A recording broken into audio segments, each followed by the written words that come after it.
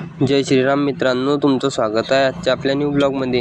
आपण चालले वो खानापूरले रेल्वे स्टेशनवर प्रणव भाऊले सोडायले। ते म्हणत की चाल म्हणे मला सोडून दे म्हणे, जळगाव जाणं आहे आता गाडी म्हणे। मी म्हटलं चालेल भाऊ चाल। आले वो खानापूरले, मग चालले आता बाजार करायला। पण भाऊच्या मम्मीने सांगितलं होतं की बाजार करून संध्याकाळ जाऊ। मग काय म्हटलं चाल भाऊ बाजार करून घेऊ पहिले, मग तू सोडला की चालला तू रेल्वेनं। आले भाऊ इकडे बाजाराकडे, लावली अडी गाडी आणि चालले मग बाजार करायसाठी। मग म्हणे काय काय घेतो, म्हटलं पाहायचं तुला काय काय चांगलं आहे करून, तर जे सांगेल असेल ते घे।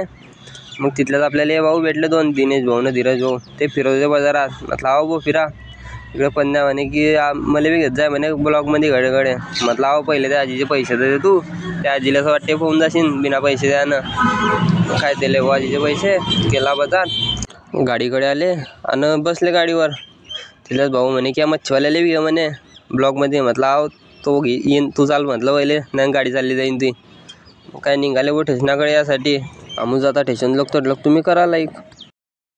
आली इकडे स्टेशनावर आणि लावली बोडी गाडी। मग म्हटलं आण बो चाबी दे मला, जाऊ दे मला घरी।